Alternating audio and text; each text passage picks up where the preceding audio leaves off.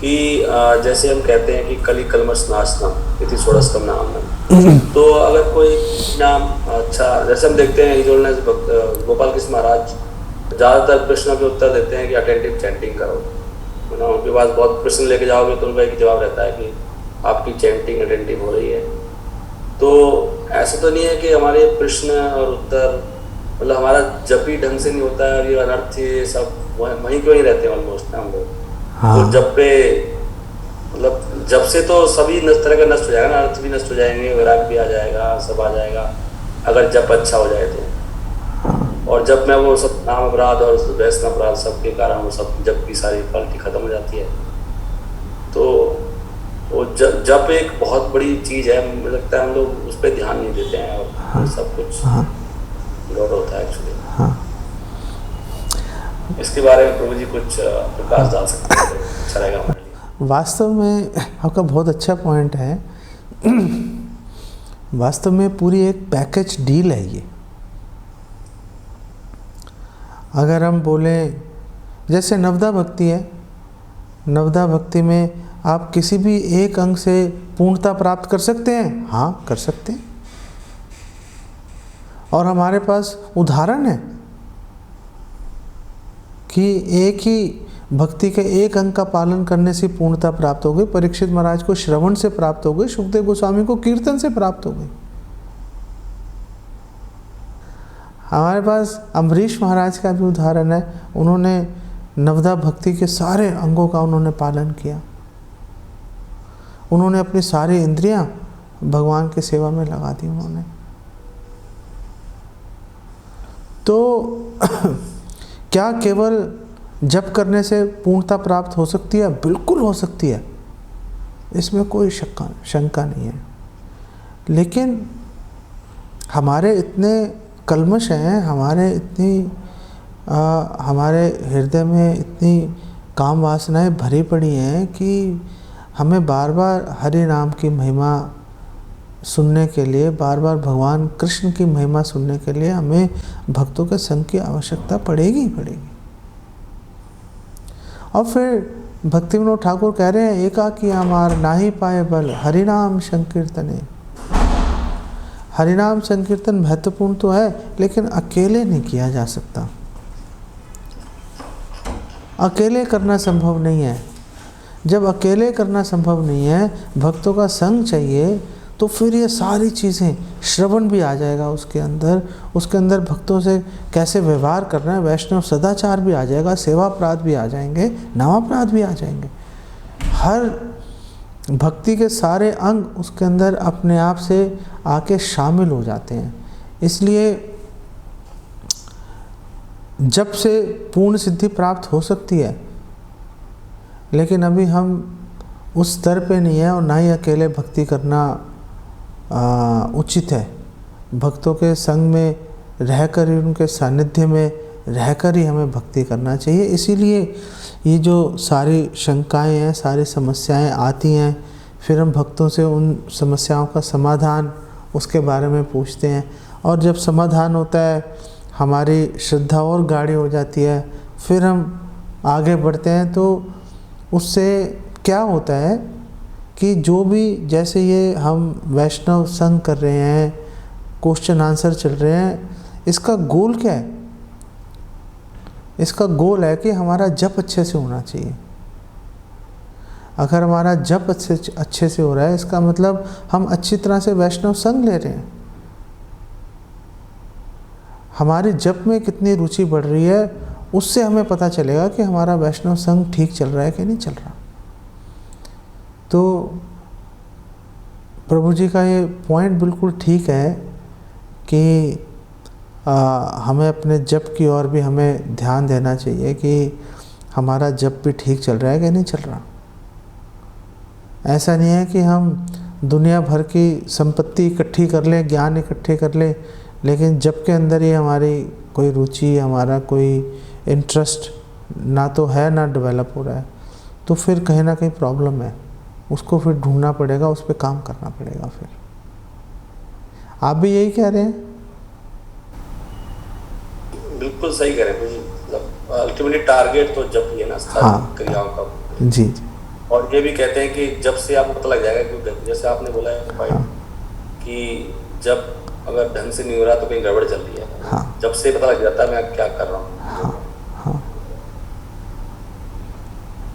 बिल्कुल ठीक है।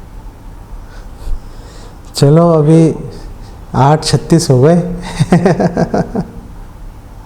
प्रभु जी चरण स्पर्श, हाँ मुझे अरे गाइड करिए। मुझे कुछ पूछना है कि कभी कभी मेरा जप पूरा नहीं होता, जब मैं नहीं कर पाता, और मैं कहीं भी रहता हूँ तो मेरा ध्यान यहाँ रहता है कि मुझे ये जप पूरा करना है, और मैं जप पूरा करता भी हूँ। कभी कभी ऐसी स्थिति में कि मैं कहीं बैठा हूँ तो मेरा ध्यान यही रहता है कि मुझे जप पूरा करना है, तो मैं उसमें तोड़ तोड़ के करता रहता हूँ। मैं मन ही मन में ध्यान मेरा जप की तरफ रहता है, लेकिन काउंटिंग नहीं होती। तो मुझे शाम को कुछ दिल में निराशा होती है कि मैंने ये जप पूरा नहीं किया। ये बहुत कम होता है। तो ऐसी स्थिति में मुझे गाइड करे कि मुझे क्या करना चाहिए। मैं दिन भर ध्यान मेरा जप की तरफ ही रहता है। तो आपका जप जिस दिन पूरा नहीं होता वो क्यों नहीं पूरा होता, उसके क्या कारण रहते हैं? मैं कहीं चला गया, किसी के साथ हो गया, या घर में कोई आ गया, रेयर होता है ऐसा। तो जिस दिन ऐसा होता है उस दिन आप शौच जाते हो सुबह? हाँ जाता हूँ। और नाश्ता करते हो? जी जी वो भी रहता है। और डिनर? सबके बीच में नाश्ता वगैरह सबके बीच में ही होता है ना, तो जो भी मैं करता रहता हूँ। मेरा कहने का पर्पज यह है कि मेरा ध्यान होता है। जैसे अब मैंने वो मैं समझ गया आपकी बात, लेकिन काम आ गया जी सारा दिन ध्यान दिया रहता है कि मेरा जब पूरा नहीं हुआ, लेकिन मेरी काउंटिंग नहीं होती। कुछ दिन करता रहता हूँ मैं ध्यान में, मेरा ध्यान वही रहता है रात को सोने तक, और सोने से पहले जितना मैं बैठ सकता हूँ बैठ के करता हूँ। उस स्थिति में मेरे मन में कुछ ऐसा बना रहता है कि आज का जप नहीं हुआ, तो क्या करना चाहिए, मुझे क्या सोचना चाहिए, कैसे होना चाहिए। अच्छा ये 1% और 0.5% ऐसा अच्छा, होता है। हाँ ठीक है। तो अगर साल 2 साल में एक बार ऐसा हो भी जाए कि आप जब कंप्लीट नहीं कर पाए, तो आप अगले दिन उसको पूरा कर लीजिए आप। अच्छा तो कोई ऐसी चिंता का विषय नहीं है। लेकिन अगर बार बार हो रहा है तो आपको बड़ी गंभीरता से आपको विचार करना पड़ेगा, और फिर सोचना पड़ेगा कि हमने जो भी हमारे नित्य कर्म है, ब्रश करना, नहाना, शौच जाना, खाना पीना, सोना, हमने सारे कार्य जब इतने व्यस्त होने के बावजूद भी कर ही लिए, तो हमें जब भी कर ही लेना चाहिए था। तो मुझे जब के लिए 2 घंटे लगते हैं ना कंटिन्यू, और कामों में 10-10 मिनट में काम हो जाते हैं। तो एक घर में आए हुए लोगों के बीच में 10-10 मिनट के सारे काम हो जाते हैं। जब तो अगर आप लगातार 2 घंटे जप नहीं कर पाए तो आप जो है बीच में सारा दिन करता रहता हूँ। जो आप मन में कर रहे हैं वो तो करना ही है, लेकिन संख्या पूर्वक नाम गान नति भी, लेकिन संख्या पूर्वक जो आपने प्रण किया है वो जप करना भी नितांत आवश्यक है। कभी एक आध बार कभी हो जाए, बीमार पड़ गए या कुछ हो गया, तो चलो आप उसको बाद में कर सकते हैं, ऐसा नहीं है कि कोई। लेकिन अगर फ्रीक्वेंटली हो रहा है, बार बार हो रहा है, तो फिर आपको उसके ऊपर सोचना पड़ेगा। नहीं ऐसा फ्रिक्वेंटली तो नहीं हो रहा, महीने में एक दिन हो जाता है बस, बाकी मैं कंटिन्यू चलता रहता हूँ ठीक ठाक। तो महीने में 1 दिन तो ज़्यादा है। कभी कभी ऐसा है महीने में 1 दिन हो जाता है, लेकिन उस दिन मैं जब करता हूँ पूरी मात्रा नहीं हो पाई तो वो क्वेश्चन। तो आप उसको अगले दिन कवर कीजिए और सोचिए कि जो महीने में 1 दिन हो रहा है वो 4-5 महीने में एक बार हो तो चलो चल जाएगा, महीने में एक बार होना ज़्यादा है। कर लूँगा, कोई दिक्कत नहीं है मुझे। आपके जैसे आज्ञा हुक्म है, अगले महीने कवर करूँ, अगले दिन कवर करूँगा, अगले दिन। हाँ, लेकिन मैं साथ ही साथ ये भी कह रहा हूँ आपको कि आप ऐसा प्रयास कीजिए कि जो महीने में एक बार हो रहा है वो 6-8 महीने में एक बार होने से ठीक है, महीने में एक बार ऐसा होना ज़्यादा है। मैं ये कह रहा हूँ आपको, ठीक है? ठीक है, ठीक है। हरे आप सिद्धनिताय प्रभु, आप इसमें कुछ कहना चाहते हैं? नहीं, मैं बस ये सोच रहा था कि ऐसा इसलिए होता है क्योंकि हम लोग अपने जो आसपास के लोग हैं और जो हमारे रिश्तेदार हैं, हम उनको अपनी स्थिति डिक्लेयर नहीं करते कि मैं हाँ, मुझे ये काम, मेरे को एक बड़ा ज़रूरी काम है। हाँ मेरे को ये, मेरा बहुत, वो भी समझ जाके वो समझ जाते हैं कि भाई इनको टाइम देना, वो खुद ही आपको टाइम देंगे। आपको डिक्लेयर करना पड़ेगा भाई मेरा ये नियम है, इसके लिए मेरा थोड़ा सा चाहिए, थोड़ा वो आपको करना पड़ेगा। हाँ, वो लोग भी समझ जाते हैं कि भाई अब ये 2-3 घंटे के लिए हाँ, बिल्कुल ठीक बात है। प्रभु जी, मेरा प्रश्न ये है कि क्या हमें माला चैंटिंग करने के लिए हमें काउंटिंग करनी चाहिए और चैंटिंग माला पे करना जरूरी है? ऐसा कहीं हमारे शास्त्रों में मेंशन है? मैंने अभी तो बताया आपको, संख्या पूर्वक नाम गान नति भी, संख्या पूर्वक नाम जप करना हमारे लिए नितांत आवश्यक है। अब सवाल यह है कि वो नितांत आवश्यक क्यों है? क्या मन में जप करना पर्याप्त नहीं है? जैसे विनोद प्रभु कह रहे हैं कि मैं तो करता ही रहता हूँ। तो उसके 2 कारण हैं संख्या पूर्वक नाम जप करने के। पहला कारण ये है कि जब हम मुंह से बोल के करेंगे तो हमारी बाकी इंद्रियां भी काम में आ जाती हैं। जब हम मन में जप करते हैं तो फिर हमारे जीवा और कान उसमें प्रयुक्त नहीं होते, हमारे हाथ उसमें प्रयुक्त नहीं होते। लेकिन जब हम माला पे जप करते हैं तो हमारे हाथ भी उसमें प्रयोग में आ जाते हैं, हमारे कान भी प्रयोग में आ जाते हैं, हमारी जीवा भी प्रयोग में आ जाती है। और दूसरी बात यह है कि हमारा मन बहुत शैतान है और मन को काबू में किया जा सकता है व्रत लेकर, प्रण करके।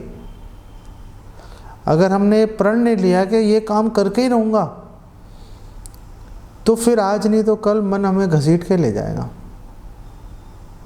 मन को काबू में करने के लिए चंचलम ही मना कृष्णा प्रमाथि बलभद्रम, मन बहुत चंचल है, बहुत ताकतवर है, लेकिन इसको काबू करने का तरीका यह है कि इसको नियम से बांधो कि ये काम तो होके रहेगा भाई, कुछ भी कर ले अब तो। इसीलिए संख्या पूर्वक माला का जप करना नितांत आवश्यक है, ठीक है? प्रभु जी, मेरा होठ चलते रहते हैं, बहुत बिल्कुल होठ चलते रहते हैं, जीभ चलती रहती है मेरी, बिल्कुल चुप नहीं रहता। लेकिन अब मुझे ये फील होता है कि मैं खुद जप कर रहा हूँ, मेरे कानों में ये शोर होता है कि मैं हरे कृष्णा का जप कर रहा हूँ, होठ और जीभ चलती रहती है। हाँ। मन। तो श्रील प्रभुपाद भी कह रहे हैं कि आप 16 माला कम से कम माला पे कीजिए और फिर असंख्य माला आप मन में भी आप जप कीजिए। तो आप जो आप बिना माला के भी आप बोल के या मन में आप जप कर रहे हैं, वो भी बहुत महत्वपूर्ण है, वो तो करना ही है। लेकिन कम से कम 16 माला का जप माला पर करना संख्या पूर्वक, वो भी बहुत आवश्यक है। नहीं, काउंटिंग तो वो हमारी काउंटिंग मशीन आती है जो उंगली पे लगाते हैं, उससे भी हो जाती है सर। अरे वो तो जो काउंटिंग मशीन है काउंटिंग मशीन को छोड़ो, आप जो माला है, माला पे जप करोगे तो आपको ज़्यादा अच्छा रहेगा। कोई परेशानी है तो चलो वो काउंटिंग मशीन आपने कभी एक आध बार पकड़ ली, नहीं तो वो काउंटर जो है ऐसे ही पता नहीं कहाँ से आ गया इस कौन के अंदर वो माला पे जप करो, ज़्यादा अच्छा है आपको, ठीक है? सभी के लिए